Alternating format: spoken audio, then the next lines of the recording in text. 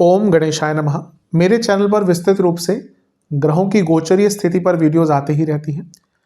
तो अगर आप भी चाहते हैं कि ग्रहों की गोचरीय स्थिति पर रेगुलर अपडेट्स आपको मिलती रहे, क्या अच्छा क्या बुरा घटित हो सकता है, एक गाइडेंस ज्योतिष के द्वारा आपको प्राप्त होती रहे, तो अवश्य मेरे चैनल को सब्सक्राइब कीजिए।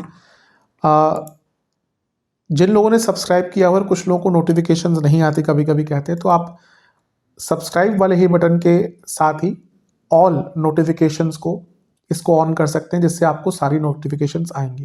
तो यदि आप भी चाहते हैं कि रेगुलरली अपडेट्स मिलते रहे और रेगुलर ग्रहों की गोचर स्थिति की जानकारी मिलती रहे, उसका प्रभाव क्या होगा पता चलते रहे, तो अवश्य मेरे चैनल को सब्सक्राइब करें और नोटिफिकेशंस को भी ऑन करें। नमस्कार। ओम गणेशाय नमः। ओम नमः शिवाय। मैं निखिल ज्योतिषाचार्य आप सभी का मेरे चैनल पर पुनः स्वागत करता हूं। आशा करता हूं कि आप सभी स्वस्थ होंगे। महादेव की कृपा आप सभी पर सदैव बनी रहे। ये वीडियो मीन यानी कि पाइसेस के लिए बहुत विशेष है, क्योंकि यह वीडियो है 8 दिसंबर से 14 दिसंबर 2025 के साप्ताहिक राशिफल के बारे में। कैसा रहेगा आने वाला सप्ताह मीन के लिए, पाइसेस के लिए। जो मेरा साप्ताहिक राशिफल होता है वो प्रमुखतः चंद्रमा और उनकी गति पे आधारित होता है। चंद्रमा एक बहुत विशेष ग्रह है। चंद्रमा की विशेषताएं तो बहुत हैं, लेकिन जब हम साप्ताहिक राशिफल की बात करते हैं तो पहला तो उनकी तेज गति, फिर उनका मन का कारक होना, और फिर उनकी एक क्वालिटी कि वह जिस भी भाव, राशि, ग्रह आदि के साथ संबंध, संपर्क बनाते हैं उनको बहुत एक्टिवेट कर देते हैं। इन सभी कारणों से चंद्रमा का जो गोचर होता है वो बहुत विशेष बन जाता है। चंद्रमा के गोचर के कारण हमारे मन, मस्तिष्क, स्वभाव, विचार, सोचने के तौर तरीके, दृष्टिकोण, हर चीज पर बहुत डायरेक्ट इम्पैक्ट रहता है। और इसको समझने के लिए साप्ताहिक राशिफल की विशेषता होती है या अनिवार्यता होती है। इस अंधकारमय जीवन में, अनिश्चिततापूर्ण जीवन में ज्योतिष एकमात्र विद्या है जो हमें थोड़ा सहारा देती है, गाइड करके। भले ही ये राशिफल सामान्य आधार पर दिए जाए, लेकिन एक जनरल गाइडेंस के लिए बहुत उपयोगी होते हैं। यदि आपकी लग्न राशि या चंद्र राशि मीन है, पाइसेस है, दोनों ही गाइडेंस के लिए इस राशिफल को देख सकते हैं। जहां से ज़्यादा सूट और रिलेट करता है वहां से देखिए। व्यक्तिगत तौर पे मेरा मानना है लग्न से अगर आप देखेंगे तो अच्छा है। इनकेस नहीं पता आपको अपनी लग्न राशि, तो आप अपनी चंद्र राशि से भी इसको देख सकते हैं। शुरू करते हैं इस अत्यंत महत्वपूर्ण राशिफल का। चंद्रमा आपके पंचम भाव में आ जाएंगे। ऑलरेडी 7 तारीख की शाम को आ चुके होंगे, तो 8 तारीख से यहीं पे उनका प्रवास रहेगा और 10 तारीख सुबह के 3 बजे तक यहीं पर रहेंगे। पंचम के चंद्रमा बहुत अच्छा रिजल्ट देते हैं और त्रिकोण के स्वामी हैं, त्रिकोण में बैठे हैं। लक्ष्मी स्थान के स्वामी हैं, लक्ष्मी स्थान में बैठे हैं, तो ये राजयोग की स्थिति बनती है। ऊपर से इन पर मंगल की दृष्टि है, जो एक और त्रिकोण के स्वामी है, भाग्यस्थान के स्वामी है, धनस्थान के स्वामी है। और जैसा मैं हर बार कहता हूं, मेरे हिसाब से मीन के लिए योग कारक ग्रह के प्रकार है या समान है। तो हफ्ते का शुरुआती भाग तो सफलतापूर्ण दिख रहा है। धनस्थान लक्ष्मी स्थान मंगल, लक्ष्मी स्थान चंद्रमा, और यहां से ये कहां देख रहे हैं, लाभ स्थान। तो हफ्ते का शुरुआती भाग ही पैसा भी आएगा, लाभ भी प्राप्त होगा, इच्छाओं की पूर्ति, क्रिएटिविटी, हर प्रकार से सकारात्मक शुरुआत दिख रही है। बहुत क्रिएटिव आइडियाज आएंगे, सोच बड़ी हो जाएगी। और क्योंकि 2 त्रिकोण के स्वामियों का संगम हो रहा है, ये बहुत भाग्यकारी योग होता है। तो हफ्ते का शुरुआती भाग तो आपके लिए परिपूर्ण दिख रहा है, संपूर्ण दिख रहा है। कुछ ऐसा सोच पाएंगे जो आपके प्रॉब्लम से निकलने का रास्ता दिखाएगा।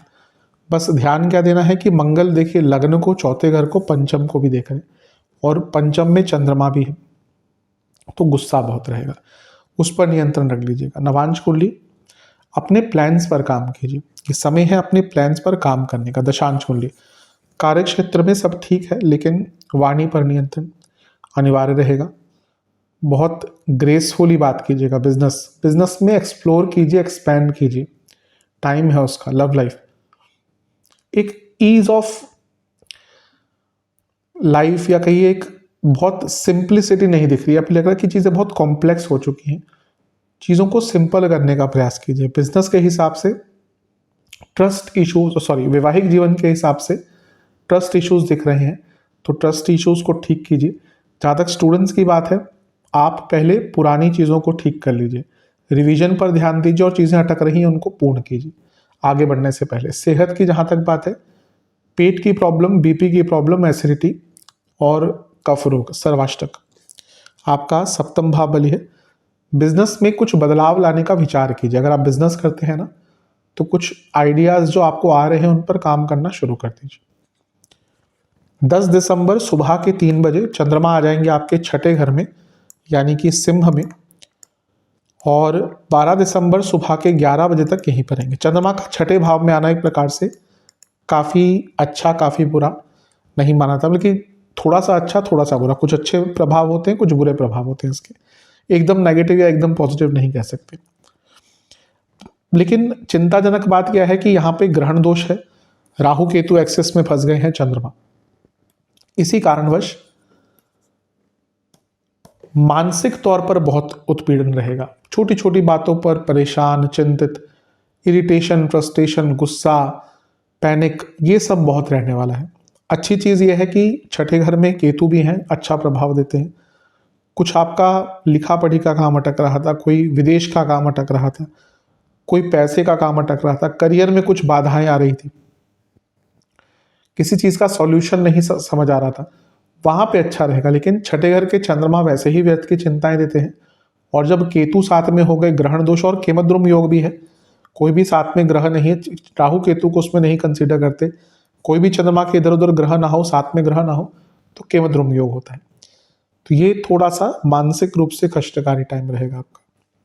नवांश कुंडली, थोड़ा अपनी हॉबीज पर ध्यान दीजिएगा, जो आप कर सकते हैं, आपको हॉबी के रूप में जो चीज़ अच्छी लगती है, उससे मन थोड़ा सा ना अच्छी डायरेक्शन में जाएगा। दशांश कुंडली, कार्य क्षेत्र में बहुत कार्यभार रहेगा, लेकिन अच्छा काम करेंगे। बिजनेस, पेशेंस की आवश्यकता है। लव लाइफ, अगर कोई छोटे मोटे झगड़े हुए हैं, माफ करके आगे बढ़िए। वैवाहिक जीवन, हर चीज़ पर रिएक्ट मत कीजिए। स्टूडेंट्स, कम्युनिकेशन पर काम करना पड़ेगा, क्योंकि यहाँ पे दिख रहा है कि कम्युनिकेशन खराब रही है, और हो भी रही है, तो इस पर काम करने का अच्छा समय है। सेहत के हिसाब से पेट के रोग, एसिडिटी, इन्फेक्शन, सर्वाष्टक में आपका लाभ स्थान बली है। पैसा अगर कुछ फंस रहा था, कोई पैसे का काम करने चाह रहे थे, नहीं आगे बढ़ रहा था, वो काम पूर्ण हो सकते। 12 दिसंबर सुबह के 11 बजे चंद्रमा आ जाएंगे आपके 7वें घर में, यानी कि कन्या में, और सप्ताह के अंत तक यहीं पर रहेंगे। चंद्रमा का सप्तम में आना एक प्रकार से न्यूट्रल माना जाता है, लेकिन आपके लिए क्योंकि त्रिकोणेश है, राजयोग बनाएंगे। अब लक्ष्मी भाव का स्वामी और लाभ स्थान का स्वामी समसप्तक है, शनि चंद्रमा, तो ये पूरा ही हफ्ता लाभपूर्ण तो दिख रहा है। ये हफ्ता एक्सपेंशन का है, ये हफ्ता बड़ी सोच का है, और ये हफ्ता आगे बढ़ने का है। क्योंकि शनि लाभ स्थान के स्वामी हैं और सप्तम में बैठे चंद्रमा को देख रहे हैं, तो बिजनेस में लाभ होगा, रिकॉग्निशन मिल सकती है, एक्सपेंशन या आइडियाज आ सकते हैं। लेकिन नहीं भूलना चाहिए कि शनि शनि है, वो भले ही लाभेश है, लेकिन शनि भी है, तो विषदोष भी बन रहा है। आपके गुरु जो हैं वो अभी अभी वापस गए हैं, बल्कि 5 तारीख को वापस गए थे, तो थोड़ा सा ना मेंटल प्रेशर ज़्यादा हो सकता है। कभी कभी बहुत ग्लानि की भावना, या कभी कभी बहुत ओवरवेल्म हो जाना, या कभी कभी एकदम डिटैच हो जाना, यानी कि मानसिक अस्थिरता रहेगी यहाँ पर, उस पर थोड़ा सा ध्यान दीजिएगा। नवांश कुंडली बता रही है कि ज़्यादा सोचिएगा मत, प्लानिंग पर काम कीजिए, लेकिन एकदम मेंटल एग्जॉस्टेड मत हो जाइएगा। दशांश कुंडली, कार्य क्षेत्र में बहुत आराम से लोगों से बातचीत कीजिएगा, बहुत ग्रेसफुली। बिजनेस में कमिटमेंट बढ़ाइए, टाइम दीजिए। लव लाइफ, एक दूसरे से क्लैरिटी से बात किया कीजिए। अभी दिखता है कि बातें घुमाई जाती हैं दोनों ही साइड से। वैवाहिक जीवन, मन में कोई बात चल रही है, उसको डिस्कस कीजिए। ऐसा लग रहा है कि आपके मन में कुछ है, लेकिन आप डिस्कस नहीं कर पा रहे। स्टूडेंट्स, फिर से कहूँगा जो पहले कहा था, कम्युनिकेशन पर काम कीजिए, और ये लॉन्ग टर्म के लिए है। सेहत, कफ की प्रॉब्लम, नसों की प्रॉब्लम, और जिनको गॉल ब्लैडर या किडनी का कोई रोग है, दिक्कत पड़ेगी। सर्वाष्टक में आपका सप्तम भाव बली है, ये अपने आप में अंकित कर रहा है कि ये पूरा हफ्ता नई सोच, स्पेशली अगर बिजनेस करते हैं उनके लिए कुछ नया करने का मौका उनको प्राप्त होगा। उपाय के स्वरूप में महादेव का कच्चे दूध से अभिषेक कर कर चंदन का तिलक लगाएं और ओम अघोराय नमः मंत्र का 21 बार जाप करें। आशा करता हूँ वीडियो काम आएगी। चैनल पर नए हैं सब्सक्राइब कीजिए, वीडियो को लाइक कीजिए। आप सभी से मिलूंगा मैं अगली वीडियो में, तब तक के लिए ओम नमः शिवाय।